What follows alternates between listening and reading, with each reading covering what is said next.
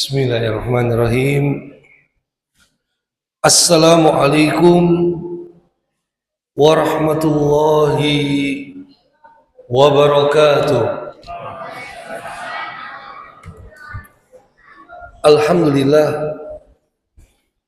Alhamdulillahilladzi arsala rasulahu bil huda wa dinil haq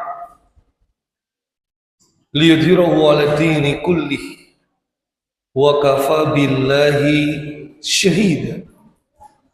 Asyhadu an la ilaha illallah wahdahu la syarika lah wa asyhadu anna Muhammadan 'abduhu wa rasuluh.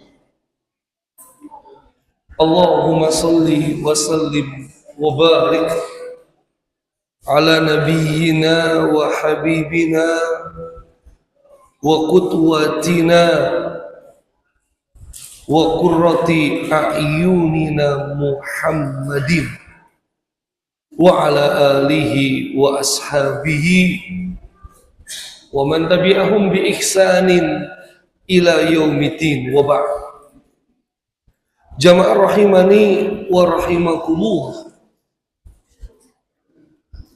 Dalam lanjutan pembahasan tauhid, kita sampai kepada pembahasan al-imanu bil yaumil akhir.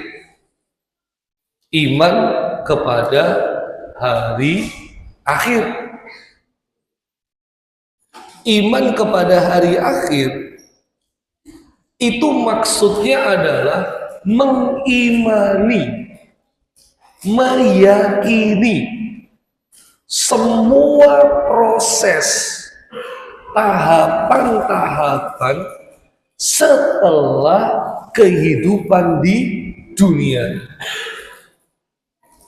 mulai dari kematian, alam barzakh, kiamat, kebangkitan, dikumpulkan di padang mahsyar, diaudit, dihisab amalnya, ditimbang amalnya, diberi catatan amal. Kalau sempat mampir ke telaga Nabi, berharap syafaatnya, melewati jembatan, endingnya surga atau neraka. Semua ini hari akhir.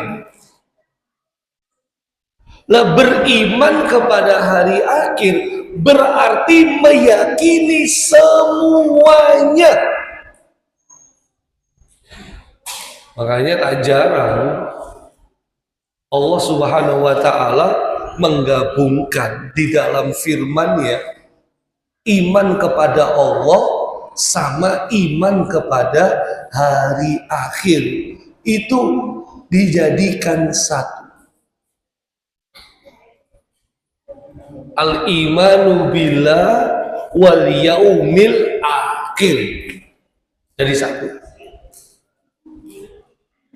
Tak terkecuali surat At-Taubah ayat 18.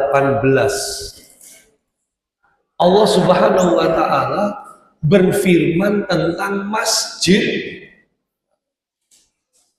Bukan cuma tentang masjid, tetapi yang memakmurkan masjid. Allah nyatakan innama, ini pengkhususan. Innama sama inna beda. Inna sesungguhnya, kalau innama hanyalah, berarti terbatas. Ya'muru masajidallah, orang-orang yang memakmurkan rumah-rumah Allah. Coba kata Allah, siapa yang memakmurkan rumah-rumah Allah? Lanjutan ayat ini, man amana billah wal yaumil akhir. yaitu mereka orang-orang yang beriman kepada Allah dan beriman kepada hari akhir. Jadi orang-orang yang memakmurkan rumah-rumah Allah itu tidak mengharap balasan di dunia kecuali mengharap balasan di akhirat. Karena yang memakmurkan rumah-rumah Allah itu adalah yang percaya ada hari akhir, ada hari kiamat, ada hari perhitungan amal, ada hari yang kekal, surga atau neraka. Jadi khusus Bapak Ibu sekalian. Nah, berkaitan dengan ini, kita patut bersyukur, berbangga, bersyukur kepada Allah, kemudian berterima kasih kepada semua pihak di masjid remaja ini, jajaran atas sampai yang paling bawah, pimpinan, pengurus, yayasan, takmir, seksi dakwah, seksi dana, seksi pendidikan, jamaah, marbot masjid, semuanya kita patut bersyukur kepada Allah, berterima kasih kepada semuanya. Kemudian, kenapa? Kaitan dengan yang memakmurkan masjid, rumah-rumah Allah, atas karunia Allah, masjid kita yang tercinta ini mendapat predikat juara 1 masjid unggulan sekota Surabaya. Kemarin mendapat penghargaan langsung dari pimpinan daerah Muhammadiyah Surabaya yang juga dihadiri oleh Profesor Doktor, siapa kemarin yang hadir? Din Samsudin bersama Dr. Ridwan, ya, langsung memberikan penghargaan kepada masjid remaja karena menjadi masjid unggulan se-Muhammadiyah, se-Surabaya. Ya. Surabaya dulu, insya Allah Jawa Timur, se-Indonesia bisa kita raih para jamaah. Ya. Ya. Semua ini karena Allah, kemudian karena semua kerjasama yang baik, saling mengisi, tolong menolong, bahu membahu, saling memakmurkan kita semua. Ya, ya, walaupun kalau penceramah cuma sedikit ikut memakmurkan, Pak. Ya, tapi kalau pengurus, terima kasih Mas. Pengurus, takmir, jamaah, semuanya. Ya. Semuanya dalam rangka apa? Percaya adanya hari akhir. Semua yang kita laksanakan di masjid ini, kita tidak berharap minuman, enggak. Kalau subuh tadi kita enggak berharap makanan, enggak. Kita enggak berharap penghargaan, enggak. Tapi lebih dari itu, kita berharap semua langkah kaki kita, semua sholat kita, baca Quran kita, ibadah kita, taklim kita, duduk kita di masjid ini, semuanya akan dijadikan timbangan amal kebaikan pada hari akhirat kelak. Dan insya Allah, karena kita hanya mengharap ganjaran dari Allah, karena kita percaya dengan hari-hari akhir ini, insya Allah akan dilipatkan berlipat ganda buat para jamaah semua. Amin, Allahumma amin. Maka para jamaah, kita nggak boleh kendor. Ya. Yang susah itu memang mempertahankan daripada meraih. Kalau masjid yang kita cintai ini sudah berhasil dengan izin Allah, selanjutnya kita harus tingkatkan lebih baik lagi. Jangan kemudian kendor sudah tercapai, jangan. Ya, harus lanjut terus. Ya. Namanya aja fastabikul khairat. Kan jangan sampai untuk dunia berlomba-lomba, tapi untuk akhirat biasa-biasa aja, nggak boleh, Pak. Ya. Untuk akhirat, ayo kita berlomba-lomba. Kalau dunia sudah ada takarannya, kan begitu. Kalau rezeki nggak akan kemana-mana, maka mari, Pak, terus dukung, makmurkan masjid remaja yang kita cintai ini. Saling mengisi, saling memberi masukan, saling memakmurkan, hadir di masjid remaja, infak jangan lupa, para jemaah. Itu namanya saling mendukung. Ya. Mudah-mudahan semua yang dilakukan oleh pengurus, takmir, jamaah, penceramah semuanya, Pak, kita berharap semuanya ini akan menjadi pahala berlipat ganda yang memperberat timbangan kebaikan kita di hari akhirat kelak. Amin, Allahumma amin. Karena itu yang kita cari. Baik, para jamaah.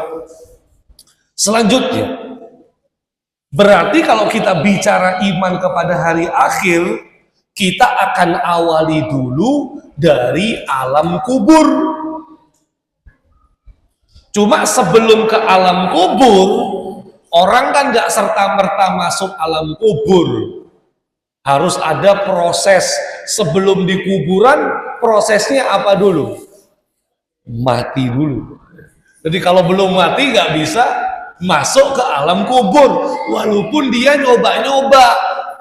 Karena sekarang udah ada yang nyoba-nyoba.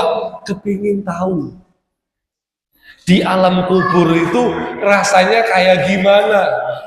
Dia pengen tahu, dia gali kuburan, dia rekam ketika di dalam kubur, yang nggak sama. Oh, alam kubur itu alam akhirat, jadi beda.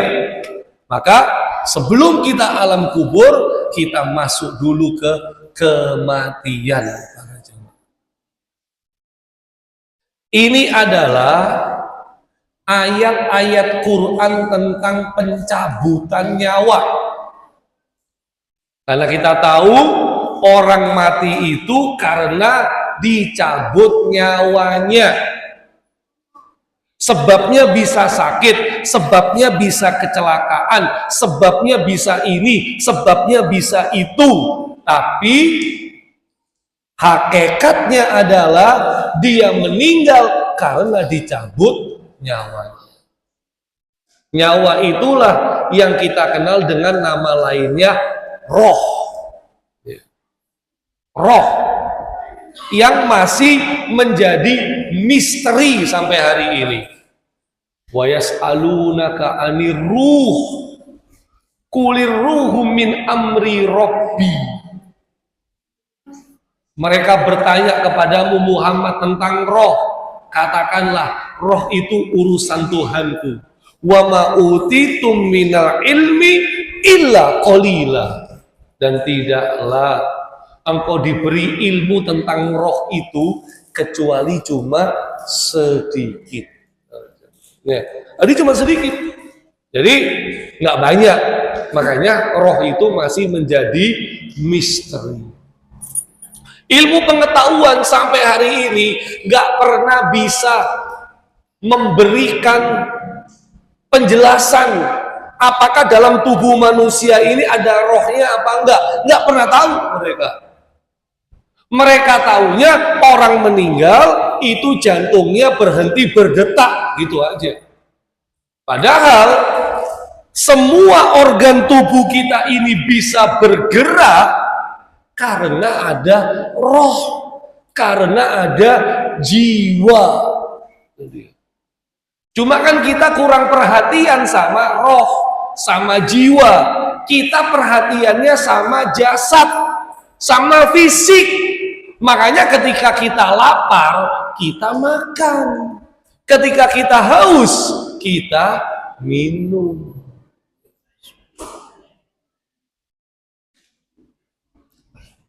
Haus lagi, minum lagi.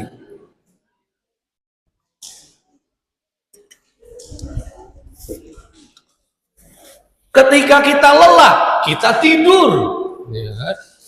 Saking lelahnya, pas pengajian ketiduran, dimaklumi. Nggak bukan di sini, di sana, di luar, ya kan?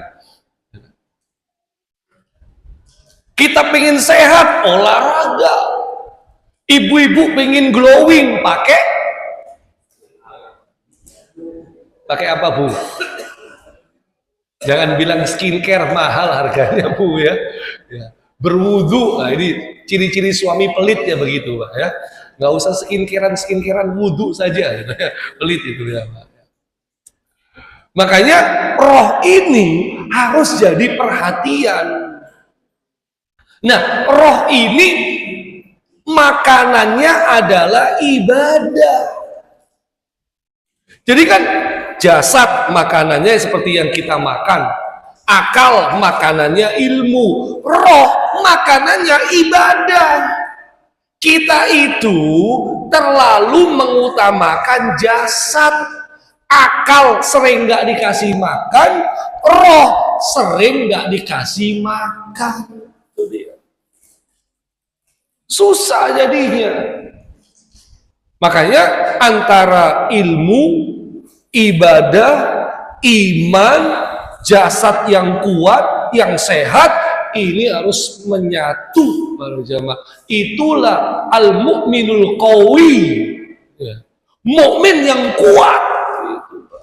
Ya. Baik, tapi kita nggak bahas roh, ya. Kita langsung bahas kematiannya saja. Nanti ada yang nyabut nyawa kita, sudah pernah kita singgung ketika pembahasan iman kepada malaikat. Nama malaikat yang mencabut nyawa kita namanya adalah, kalau lihat Al-Qur'an ya, As-Sajdah ayat 11, Allah Subhanahu wa taala katakan langsung tegas, kul yatawaffakum malakul maut alladhi wukila bikum summa ila rabbikum turja'un. Katakanlah malaikat maut yang diserai untuk mencabut nyawamu. Ya. Jadi kalau Al-Quran namanya malakul maut, malaikat maut. Nah, cuma ulama itu kemudian berkata namanya adalah Israil. Tapi jangan sampai ngasih nama anak Israil para jamaah, ya. Itu takut kalau Jibril, Mikail, ya nggak apa-apa. Israil, ya. Namamu siapa? Israil. Takut itu, ya. Apalagi anaknya dua, siapa? Munkar sama Nakir. Waduh, ya jangan Pak, ya. Gitu. Ngasih nama malaikat tuh para ulama berbeda pendapat, ya. Tapi kesimpulannya kayaknya makruh para jamaah. Boleh ngasih ya nama malaikat, tapi malaikatnya jangan yang serem-serem, Pak, ya. Malaikatnya siapa? Malik. Wah, Malik jaga neraka jadi nama, Pak, ya kan. Seperti ketua PDM kita kan, Ustadz Ridwan. Nah, enak, Pak, ya. Malaikat surga, gitu ya. Gitu. Coba kalau ketua PDM-nya Malik, waduh, wah, itu, ya. Ini jadinya serem, Pak. Jadi nama nanti yang tugas mencabut nyawa malaikat maut, semua pasti ketemu. Penampilannya nggak tahu, wallahu alam. Ya. Kalau yang malaikat munkar dan nakir itu ada dalilnya untuk memberikan keterangan penampakannya. Tapi kalau malaikat maut, sepedek yang saya tahu, belum ada keterangan detail. Jadi mungkin bisa berubah-berubah wujud.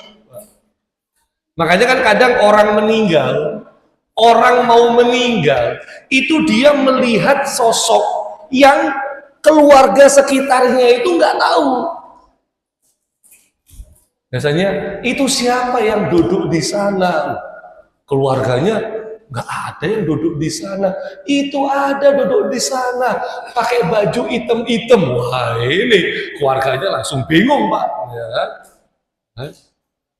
Kalau Muhammadiyah langsung ditalkin la ilaha illallah. Kalau NU langsung baca surat Yasin biasanya, ya kan? Gitu, ya. Nah, malaikat maut mencabut itu dua cara. Pak. Kita bisa lihat cara yang pertama di surah Al-Qiyamah. Oh, ini masih menceritakan pencabutan nyawa. Bentar. Kalla idza balagotit taraqi wa qila man. Ini sakta. Sakta ini kalau ilmu tajwid katanya harus berhenti tapi tahan nafas. Jangan lama-lama Pak nahan nafasnya ya.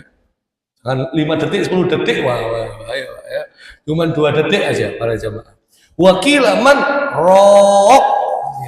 Sekali-kali tidak apabila nyawa telah sampai di kerongkongan. Memang berarti nyawa itu dicabutnya dari atas sampai kemudian kalau sudah di kerongkongan sudah tertutup pintu taubat. Makanya para ulama mereka memberikan ciri-ciri orang yang naza, yang mau meninggal dunia atau yang dicabut nyawanya itu perubahan suhu tubuh dan perubahan warna kulit dimulai dari kaki.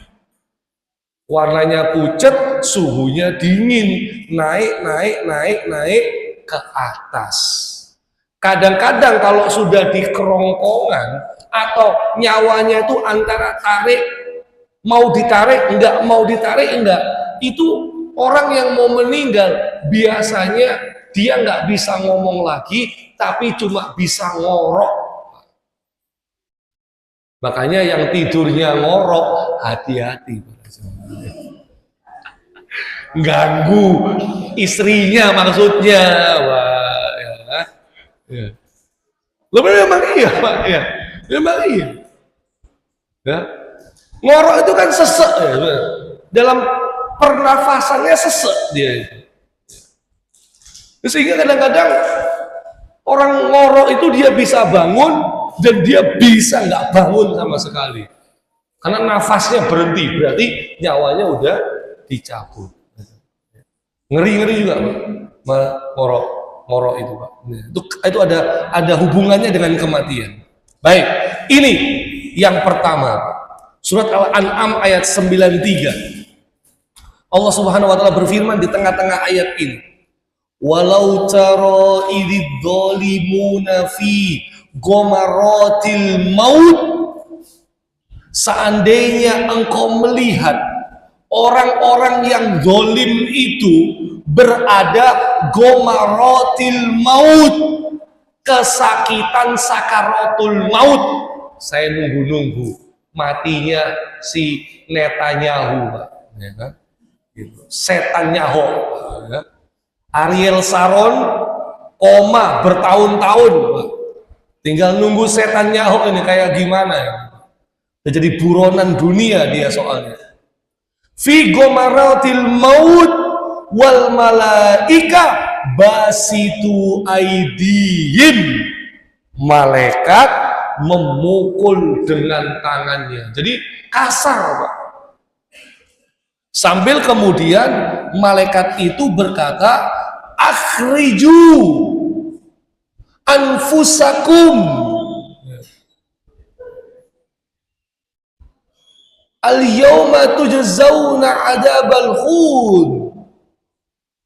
Bima kuntum taquluna 'alallahi ghairal haq wa kuntum an ayatihi tastakbirun.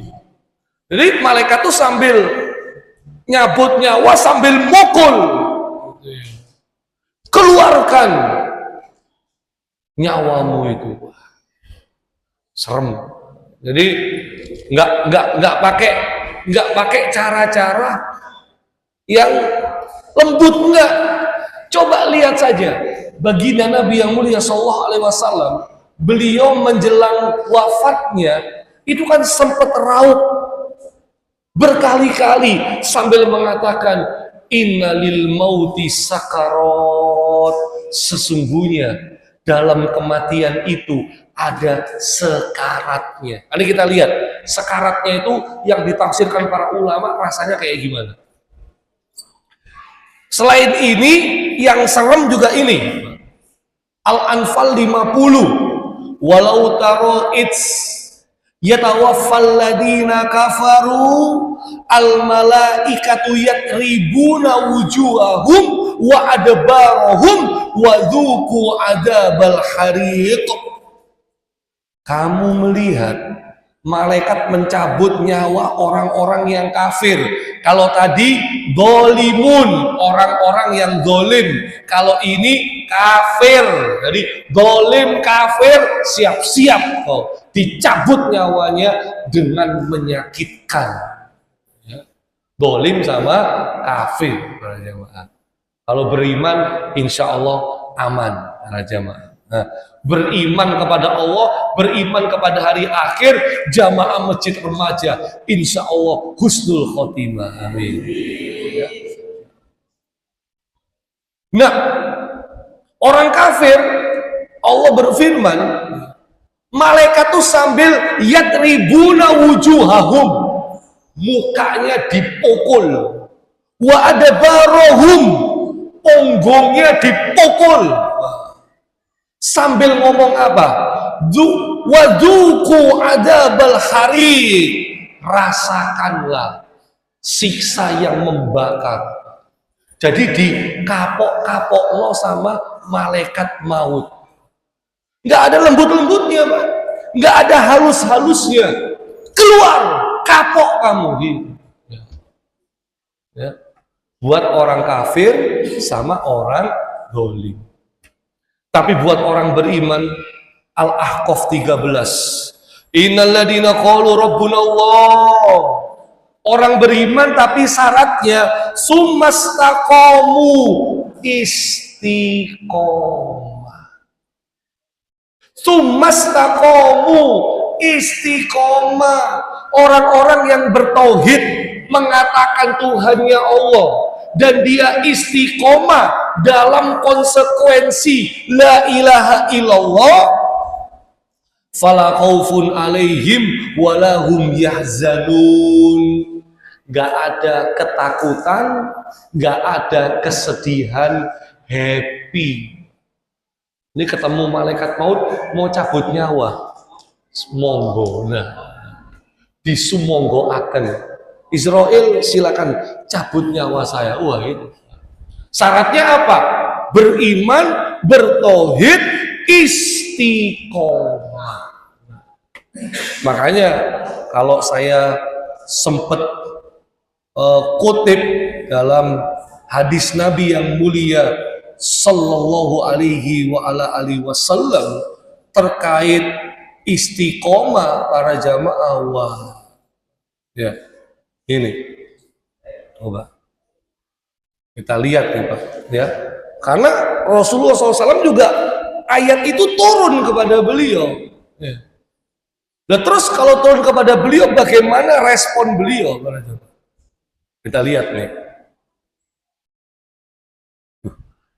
Para jamaah, persiapan disiapkan sama takmir, door prize, hadiah, mau bilang umroh kok, brosurnya saja. Jangan lihat hadiahnya, tapi lihat inilah penghargaan buat kita semua, ya.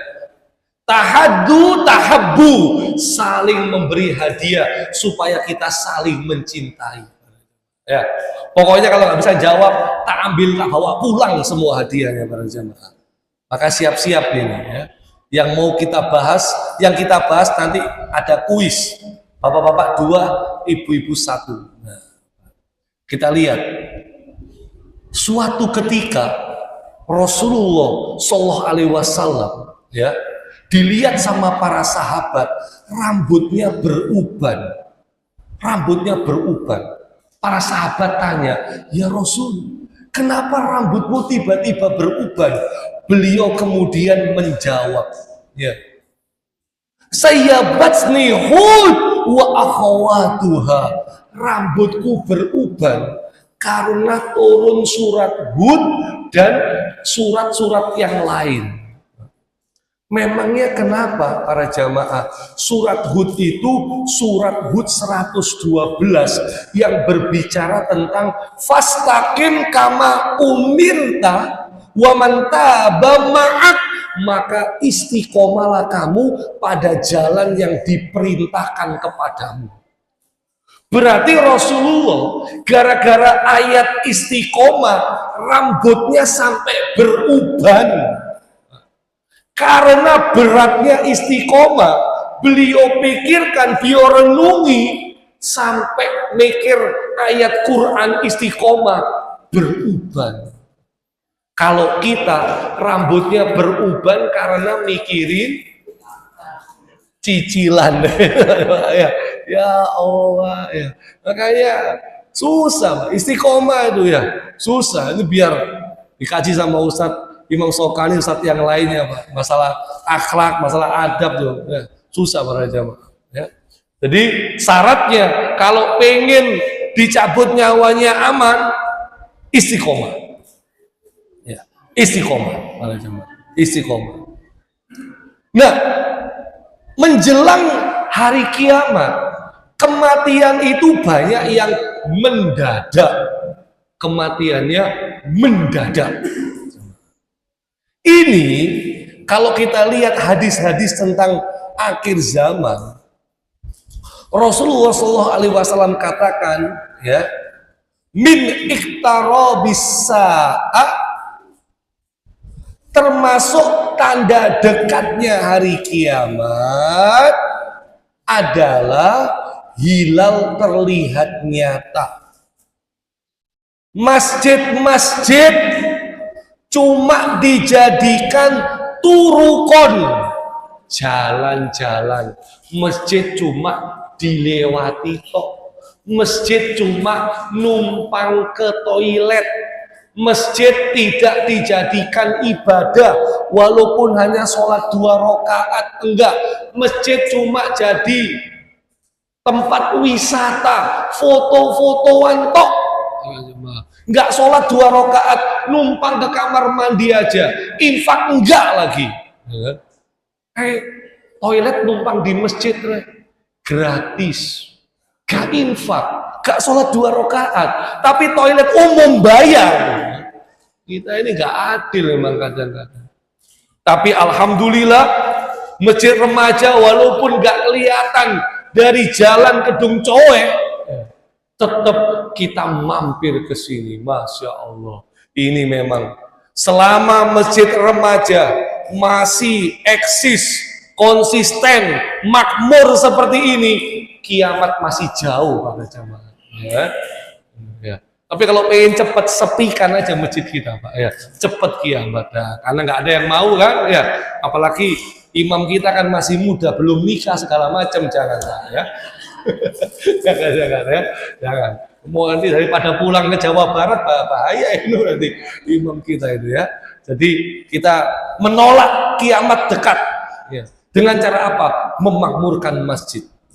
Terus wa an yadhara mautul fujaah, muncul banyak kematian mendadak. Hari ini mati mendadak sering Pak ya. Tiba-tiba loh meninggal dunia, tidur nggak bangun lagi, bepergian terus kemudian meninggal dunia. Kematian mendadak tanpa persiapan, tanpa sakit. Rasulullah SAW sampai nyatakan kematian mendadak itu adalah akhdatu asafin, ya, siksaan yang membawa penyesalan. Jadi kematian mendadak itu siksaan. Wah, ini perlu kita lihat para ulama menafsirkan kayak di mana. Akhdatu siksaan serangan musibah. Kematian mendadak siksaan yang membawa penyesalan, yaitu karena kemurkaannya Allah. Dia nggak sempet tobat, tiba-tiba sudah meninggal dunia. Kalau dikasih sakit dulu, minimal dia sempet tobat, minimal lisannya istighfar. Tapi kalau tiba-tiba meninggal dunia mendadak, waduh, ya ini hati-hati, bisa jadi kemurkaan Allah. Karena nggak ada persiapan, nggak bisa tobat, nggak bisa beramal soleh, gak bisa nulis surat wasiat dan lain sebagainya. Ya, tapi di sini dijelaskan bukan berarti yang mati mendadak itu orang yang dimurkai Allah, bukan. Ya, mati mendadak yang dimurkai itu kalau orangnya itu pelaku maksiat. Jadi kalau orang beriman yang istiqomah itu malah mendapatkan keringanan para jamaah. Ya, jadi keringanan terhadap seorang mukmin, siksaan bagi orang kafir. Jadi jangan khawatir. Kalau orang beriman mati mendadak, insya Allah itu keringanan buat kita sebenarnya para jamaah. Ya, tapi kita tetap berharap kalau bisa mati jangan mendadak, supaya ada jeda untuk bertobat, ya.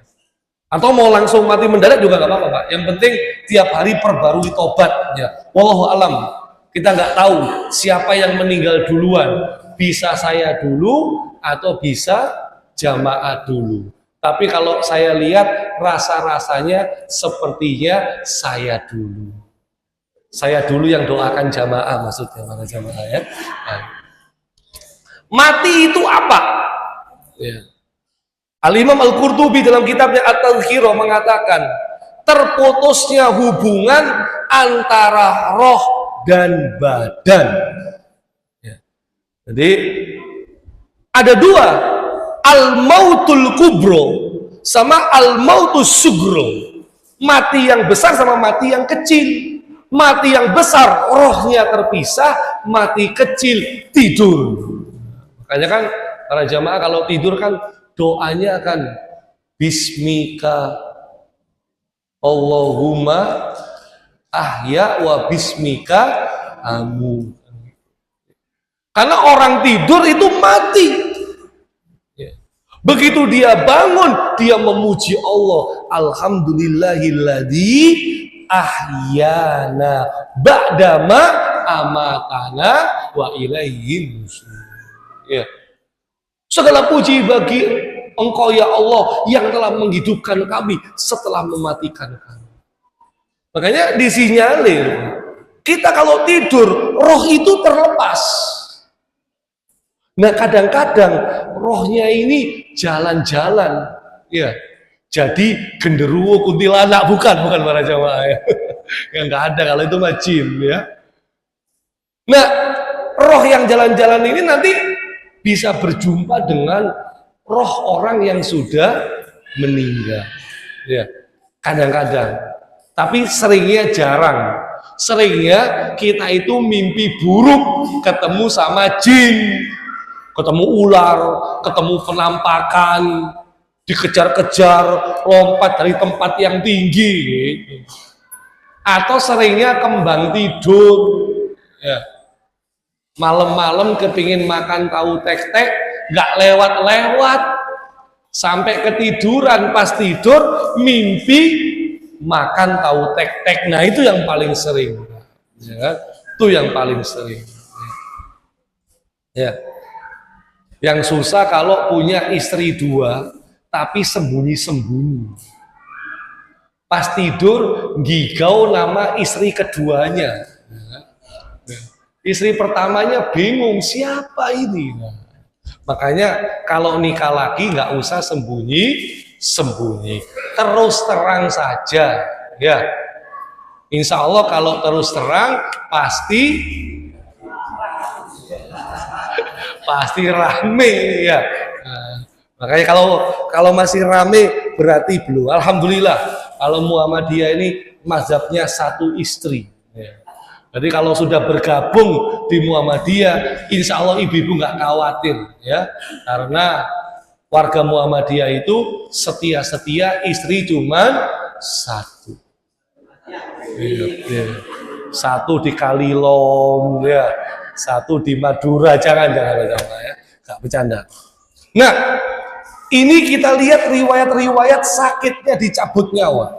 Umar bin Khattab mengabarkan kematian itu bagaikan sebatang dahan yang durinya nyangkut di kerongkongan. Setiap duri menancap begitu kuat di setiap sarafnya. Selanjutnya dahan itu sekonyong-konyong ditarik sekuat tenaga oleh seorang yang gagah perkasa. Jadi kayak ada dahan tapi penuh duri nyangkut di tenggorokan, kemudian dicabut secara paksa. Itulah sakaratul maut. Ada lagi riwayat yang mengatakan, oh ini Rasulullah SAW ya, Amr bin As, aku merasa gunung itu menimpa leherku. Di dalam tubuhku ada duri, aku merasa sepertinya nafasku keluar dari kulit kepala, saking sakitnya. Para ulama mengatakan, orang yang dicabut nyawanya lebih sakit daripada disabet dengan pedang. Orang yang dicabut nyawanya lebih sakit daripada digergaji. Orang yang dicabut nyawanya itu rasa sakitnya seperti gempa bumi. Makanya ini kalau kita lihat Musnad Imam Ahmad, diriwayatkan ada Bani Israel yang melihat orang dibangkitkan dari kuburnya seizin Allah, kemudian ditanya, apa yang engkau rasakan? Penghuni kuburan yang bangkit dari kuburnya ini kemudian mengatakan, ya, aku telah meninggal selama 90 tahun lebih. Tapi sampai hari ini rasa sakit dicabut nyawa itu masih kerasa. Ya. Silakan dicari di Musnad Imam Ahmad. Ya. Saya pernah dengar, tapi belum merujuk langsung. Kalau salah nanti bisa dikoreksi para jemaah. Ya. Karena percaya saja sikoh sama yang menyampaikan. Ya. Nah, di sini kita coba melihat, ya, bagaimana kematian tapi yang husnul khotimah, ya. Kematian tapi yang husnul khotimah, yang su'ul khotimah nggak kita tampilkan, ya, yang husnul khotimah saja.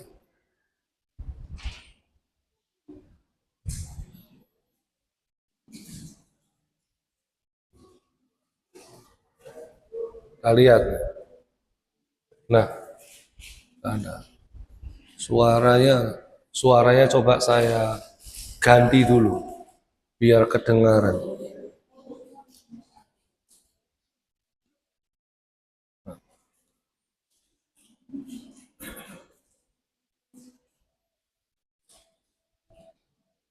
Bismillahirrahmanirrahim. Ya ayyuhal muzammil. Ini mati yang husnul khotimah. Jadi memang kaidahnya begini para jamaah ya. Seseorang itu akan mati di atas kebiasaannya. Kalau kebiasaannya sholat, kebiasaannya ngaji, kebiasaannya ibadah, insya Allah matinya dalam kondisi itu. Tapi kalau kebiasaannya maksiat, naudzubillah, matinya dalam kondisi maksiat, jangan sampai para jemaah. Ya, nah, kita lihat ini yang husnul khotimah.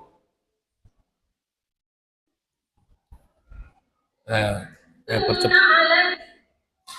Ini pas baca surat Yasin langsung begini. ya. Langsung. Pas ceramah, tapi jangan doakan saya meninggal bacaan. Jangan sekarang maksudnya, ya kan?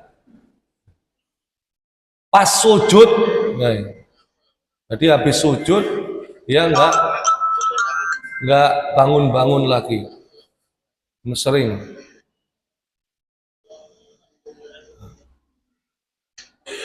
Ini juga, ini di luar, ini juga sampai salam, dia nggak beranjak, dipikir ketiduran, ternyata sudah meninggal dunia. Ya.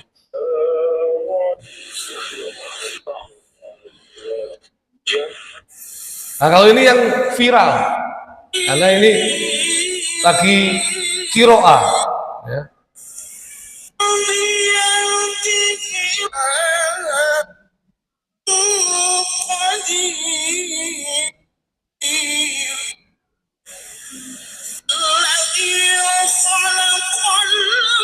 Pas baca Al-Mulk lagi,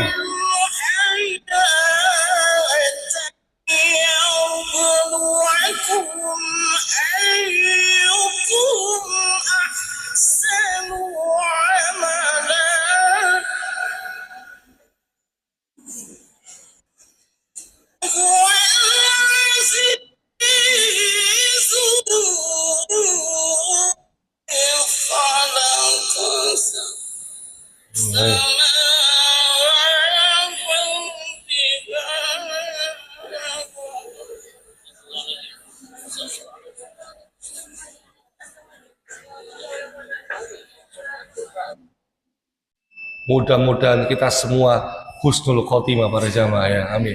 Para jamaah mohon maaf ini door prize-nya harus kita bagi ya. Angkat tangan dulu baru jawab ya. Kalau nggak bisa jawab ya sudah, tak bawa pulang hadiahnya para jamaah. Maka bapak-bapak dulu ya. 1, saya tadi nyebutkan iman kepada hari akhir. Itu secara makna maksudnya apa? Oh, angkat tangan dulu. Kegampangan apa kesusahan, Pak? Ya. Mengimani, meyakini hari-hari sesudah kehidupan di dunia ini. Ya udah tak bawa pulang. Ya. Lagi pertanyaannya, ya. Apa definisi kematian menurut Imam Qurtubi tadi? Silakan Pak. Masya Allah. Andi silakan Pak, hadiahnya, ya kan? Bu, ibu-ibu angkat tangan dulu ya. Oh, silakan Pak, didokumentasikan. Didokumentasikan. Silakan Pak. Lihat foto, krek. Ibu-ibu angkat tangan dulu. Nama malaikat yang nyabut nyawa siapa? Silakan belakang dulu Bu. Siapa? Malaikat maut Pak Israel. Ya dua-duanya benar lah ya, dapat hadiah. Ya. Bapak-bapak, satu lagi. Tadi ada 2 macam cara malaikat mencabut nyawa. Ya kan? Yang satu bagi orang beriman aman. Ini bagi orang kafir nyabut nyawanya kayak gimana tadi? Ingat kok enggak? Angkat tangan dulu. Adik, apa adik? Gimana kasarnya? Apanya yang dipukul? Ya, punggungnya sama mukanya. Masya Allah, nyimak adik, alhamdulillah. Buat adik-adik sekalian, terima kasih, mudah-mudahan ada manfaatnya. Nasrun minallah wa fathun qarib wa basyiril mu'minin walafu minkum. Assalamualaikum warahmatullahi wabarakatuh.